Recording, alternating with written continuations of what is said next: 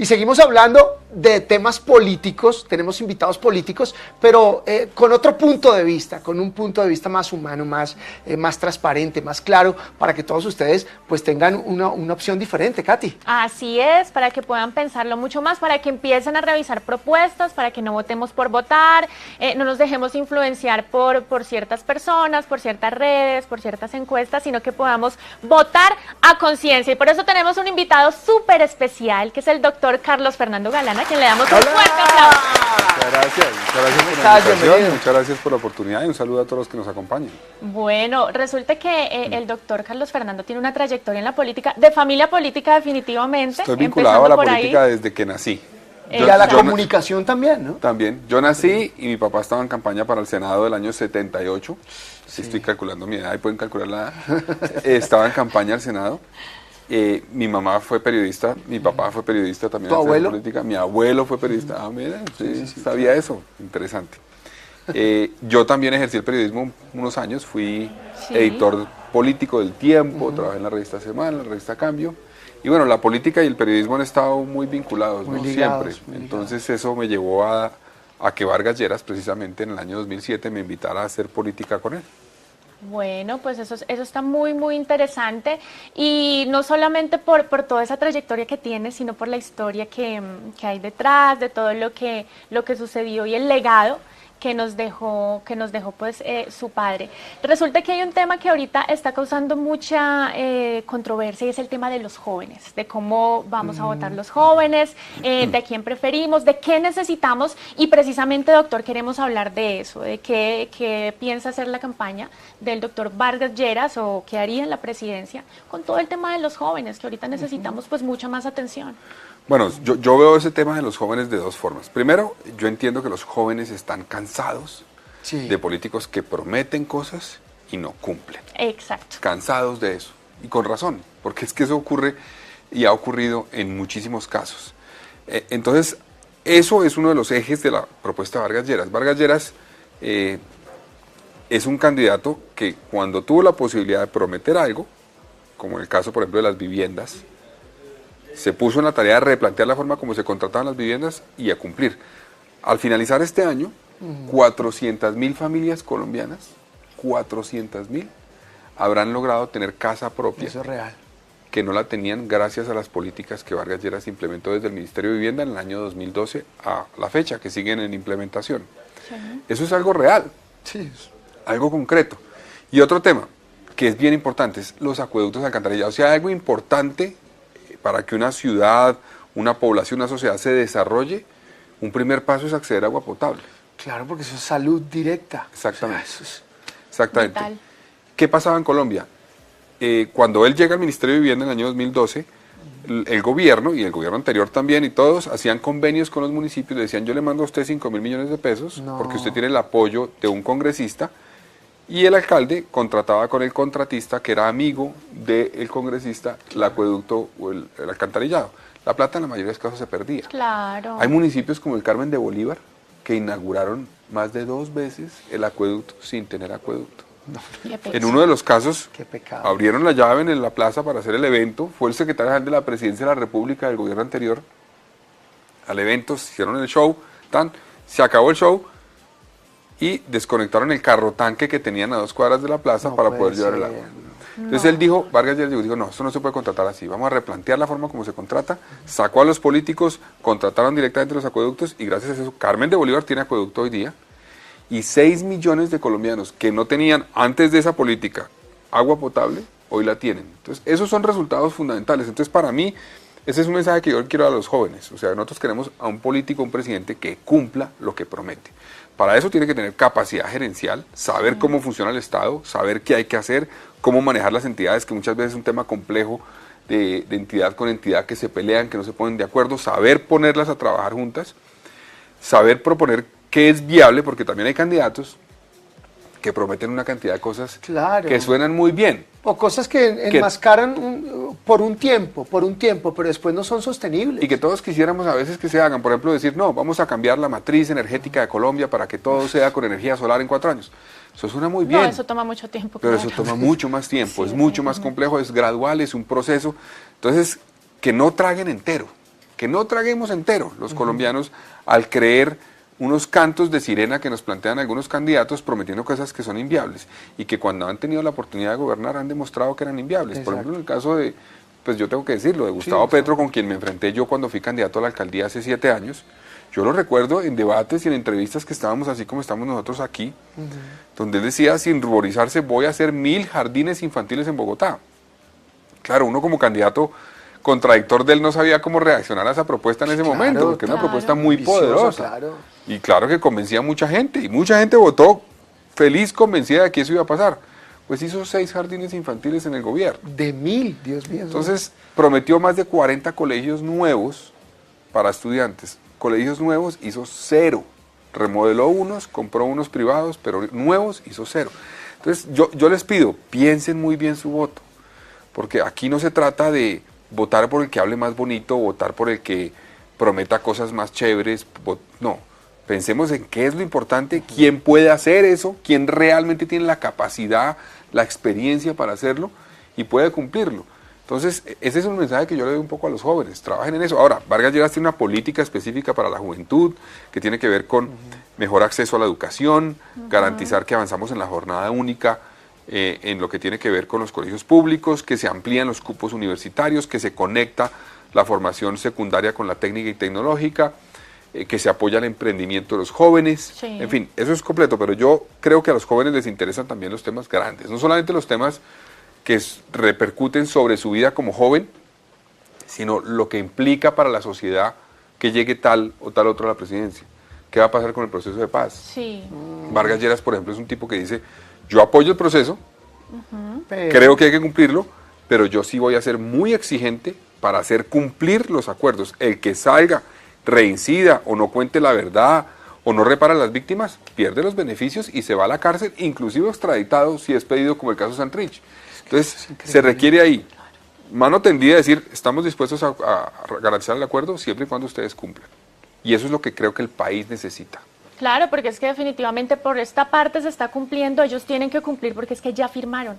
Ellos ya dijeron, hombre, sí, vamos a hacer un acuerdo, pero no se pueden escudar detrás de ese acuerdo para decir, estamos protegidos. No, no están protegidos, están ya se comprometieron y hay que hacer cumplir todos esos acuerdos. No desbaratarlo como tal, que es lo que yo pienso, sino hacer que todo eso se cumpla. Exactamente, exactamente. Bueno, hay muchísimos temas de los cuales quisiéramos hablar, pero es muy importante también que cuando uno tiene una experticia, la reconozca. Y cuando uno tiene, digamos que otros expertos que están al lado, sepan administrar eso. Y yo lo que veo que Vargas Lleras es un líder con eso, porque el equipo que hemos visto esta semana es un equipo idóneo. Está bien asesorado, con gente joven, que es limpia, que tiene experiencia.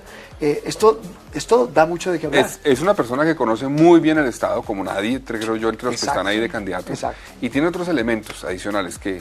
Yo soy de centro, entonces yo veo los extremos con preocupación. Sí. Entonces yo veo un extremo que desconoce las instituciones cuando las decisiones de esas instituciones no le convienen. Por ejemplo, yo he oído a Gustavo Petro llamar a desconocer elecciones, a que va a haber fraude cuando cree que no le va a convenir la decisión, o cuando hay sanciones que una entidad del Estado toma frente a él o su alcaldía, entonces a desconocer eso, a rechazarlo. Sí. Y al otro lado, pues veo una actitud a veces parecida, donde dicen... hay que revocar las cortes y hacer una sola corte, hay que revocar el Congreso, o cuando dicen eventualmente que pues es evidente el presidente, a quien respeto, si es presidente, que es el señor Iván Duque, si es que es elegido, pues tendría un jefe en el edificio de al lado. Claro. Que sería Álvaro Uribe. Está claro. Yo no quiero un presidente con jefe, yo quiero un presidente que sea su propio jefe y cuyo único jefe seamos los colombianos, que no responda a intereses de nadie más. Entonces, son extremos que están en posiciones distintas, pero de cierta forma ustedes saben que los polos se atraen, entonces tienen actitudes frente a la democracia similares. Yo creo que Vargas tiene el equipo, tiene la propuesta, tiene la claridad para no improvisar, para llegar a hacer lo que hay que hacer desde el primer minuto. Ustedes miran los 27 documentos que presentó de política pública, que incluye tema de mujer, tema de niñez, tema de juventud, de deportes, incluye tema de empleo, de adulto mayor, en fin, tiene 27 documentos muy completos, muy complejos, con análisis que hicieron de diagnóstico, propuestas y cómo van a cumplir esas propuestas, que lo llevarán a que, digamos, los 4 años va a aprovecharlos al máximo. Cada día va a ser un día fundamental en ese gobierno y no va a llegar a aprender, no va a llegar a ver, bueno, qué es lo que hay que hacer aquí. Hay candidatos que están haciendo turismo en esta campaña presidencial, que no habían ido a un municipio y por primera vez van. Vargas Lleras ya ha ido 2 veces a la mayoría de municipios de Colombia, no está haciendo turismo, conoce la problemática, sabe qué está pasando en cada sitio. Ustedes lo oyen hablar, en tal departamento hay que hacer la conexión de este municipio con este municipio, hay que hacer la troncal tal, hay que hacer tal cosa. Se sabe las vías, los problemas de cada región, qué grupos ilegales están haciendo presencia en cada región, cómo se pueden enfrentar. En fin, para mí sería un error no acompañarlo porque estaríamos perdiendo una oportunidad de tener un presidente muy preparado. Y además creo que es el único que puede romper esa polarización de encuestas, que dicen que hay que escoger entre los dos extremos. Yo veo con respeto a otros candidatos, a todos, pero en particular a los de centro, pero creo que el único de centro que tiene realmente posibilidades de competir, de ganarle a Petro para después ganarle a Duque, es Vargas Lleras. Bueno, sí, los extremos no son para nada buenos, como lo estaba diciendo, doctor. Y el problema es que nosotros los colombianos nos hemos enfrascado en eso, en que si tú no eres de allá, entonces tienes que ser de allá. Pero ¿por qué no puedo estar en el centro? ¿Por qué no puedo decidir de otra manera totalmente diferente? ¿Por qué tengo que hacer lo que me dicen las encuestas? Porque Exacto. Es que definitivamente las encuestas no le han pegado últimamente a nada y no nos podemos guiar en las encuestas. Ese punto es clave. Las encuestas han fallado en muchos países en los últimos años porque no saben medir, digamos, los cambios que hay en las opiniones de la gente, porque muchas veces hay un voto que la gente no lo quiere confesar, quiere guardarse el voto. Yo creo que es más, hay otras herramientas que hoy se están usando para medir eso. Pasó en Estados Unidos, las encuestas todas daban a Hillary Clinton como presidenta y perdió. Todas las encuestas decían que en el Brexit Inglaterra y el Reino Unido iban a permanecer en la Unión Europea. Y no pasó. No. Aquí en Colombia, recuerdan ustedes que en el plebiscito todas decían que iba a ganar el sí 2-1, perdió. Hubo casos de encuestas donde, por ejemplo, decían, recuerdo, Federico Gutiérrez, el alcalde de Medellín, lo pusieron de cuarto en las últimas encuestas a 2 días de las elecciones, de cuarto, a 30 puntos detrás del que iba de primero, y ganó la elección. Imagínense. Entonces, las encuestas tienen unas falencias grandes, yo creo que no se deben guiar por ellas, deben buscar para ellos, para ustedes, todos los colombianos, cuál es el candidato más capacitado, más preparado para cumplir el objetivo de que este país pues salga adelante. Yo creo que es Vargas Lleras. Aquí en este país hemos crecido mucho con el dolor, con el engaño, cómo hacer para no gobernar con esas ganas de tomar venganza, porque todos de alguna u otra manera, unos más que otros, hemos sido afectados o por la violencia, o por el narcotráfico, o por la corrupción, y ya como que nos acostumbramos a que el siguiente presidente pues haga algunas cositas, pero la cosa siga pasando. Sí, ese tema es clave y me parece importante mencionarlo en términos de la figura de la persona de Vargas Lleras. Vargas Lleras pues acompaña el proceso de paz y ustedes saben que él fue víctima de 2 atentados que le hizo las FARC. Sí. Uno de los cuales fue un atentado donde él recibe un libro de regalo, está en el Congreso de la República en Navidad y va a abrir el libro de regalo y explota una bomba en el libro y eso lo hizo perder 3 dedos de su mano. La otra mano le quedó desprendida por completo y se la tuvieron que volver quedó quemado, digamos, en todo el cuerpo. Y él, a pesar de eso, dice, mire, sigamos para adelante, yo apoyo el acuerdo de paz, superemos esos odios, miremos para adelante. El que incumpla, como decíamos hace un rato, eso sí, pierde todo. Claro. Porque hay que garantizar, digamos, que cumplan. Y para mí eso fue un tema fundamental en el acuerdo de paz. Yo también soy víctima de la violencia. Para las víctimas muchas veces lo más importante, más que decir yo quiero ver a este personaje pudrirse en la cárcel, es decir, yo quiero que confiese la verdad, que cuente, que diga qué fue lo que pasó, qué fue lo que hizo, que repare las víctimas, que se comprometa a no hacer lo mismo. La verdad es como un... Exacto, la verdad sana el corazón. Sí. ¿De qué le sirve a uno que una persona que hizo daño termine pudriéndose en la cárcel? No. Le pudre a uno el corazón ese odio. Lo que hay que hacer es, perdonar, pero exigir verdad, reparación y cumplimiento del objetivo de no repetición, para que esa gente no vuelva a cometer delitos. Eso nos va a liberar a todos como país y nos va a permitir a los jóvenes en particular mirar este país a futuro con una cantidad de oportunidades que tenemos y no quedarnos peleando, no quedarnos en discusiones y en odios que nos van a condenar. Yo me reuní hace unos años con el hijo de Pablo Escobar en un encuentro que tuvimos porque él nos buscó. Y lo hice pensando en eso, lo dice, mire, ese muchacho no tiene responsabilidad de lo que hizo su padre. Claro. ¿Por qué lo vamos a culpar como responsable? Tenía 14 años cuando su padre hizo esas atrocidades. No tiene ninguna responsabilidad. Y qué buen mensaje decirle al país, miremos para adelante. No nos quedemos en odios, en venganza, en actitudes, porque eso para qué sirve, eso no sirve para nada. Miremos para adelante, que es la única forma de desarrollar ese potencial que tiene este país y que esa gente que tiene Colombia extraordinaria pueda lograr cosas como ya las ha logrado. Vemos cómo Colombia tiene los mejores deportistas, en el área científica unos científicos extraordinarios, unos artistas extraordinarios.